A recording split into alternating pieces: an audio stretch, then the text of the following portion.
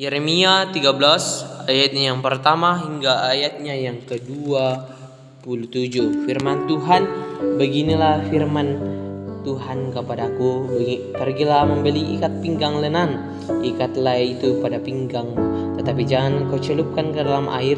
Maka aku membeli ikat pinggang seperti yang difirmankan Tuhan, lalu mengikatnya pada pinggangku. Sesudah itu datanglah firman Tuhan kepadaku untuk kedua kalinya, bunyinya, ambillah ikat pinggang yang telah kau beli dan yang sekarang pada pinggangmu itu, pergilah segera ke sungai Efrat untuk menyembunyikan di sana di celah-celah bukit batu.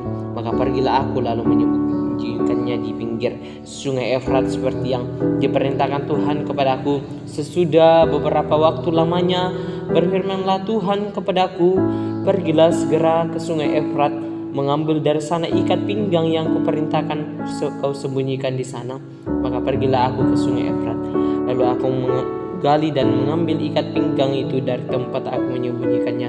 Tetapi ternyata ikat pinggang itu sudah lapuk, tidak berguna untuk apapun. Lalu datanglah firman Tuhan kepada aku, beginilah firman Tuhan, demikianlah aku akan menghapuskan kecongkak bangkang Yehuda dan Yerusalem, bangsa yang jahat ini, yang enggan mendengarkan perkataan-perkataanku, yang mengikuti kedegilan hatinya dan yang mengikuti Allah lain untuk beribadah dan sujud menyembah kepada mereka, akan menjadi seperti ikat pinggang ini yang tidak berguna untuk apapun. Sebab seperti ikat pinggang melekat pada pinggang seseorang, demikianlah tadinya segenap kaum Israel dan segenap kaum Yehuda kuletakkan kepadaku.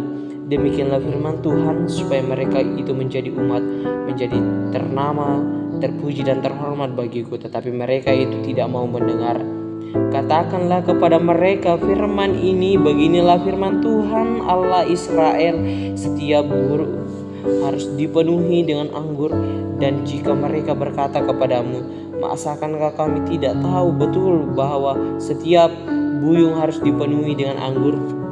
Maka katakanlah kepada mereka, beginilah firman Tuhan, sesungguhnya seluruh penduduk negeri ini akan kupenuhi dengan kemabukan para raja yang duduk di atas tahta Daud, para imam, para nabi, dan seluruh penduduk Yerusalem.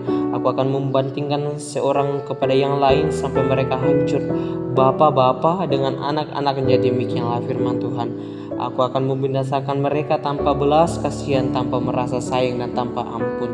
Dengarlah, pasanglah telingamu, janganlah kamu tinggi hati, sebab Tuhan telah berfirman, permuliakanlah Tuhan Allahmu sebelum Ia membuat hari menjadi gelap, sebelum kakimu tersandung di atas bukit-bukit yang diliputi senja, sementara kamu menanti-nantikan terang, tetapi Ia menjadikan hari kelam pekat dan mengubahnya menjadi gelap gulita. Jika kamu tidak mau mendengarkannya, aku akan menangis di tempat yang tersembunyi. Oleh karena kesombonganmu, air mataku akan berlinang-linang, bahkan akan bercucuran. Oleh sebab kawanan domba Tuhan diangkut tertawaan.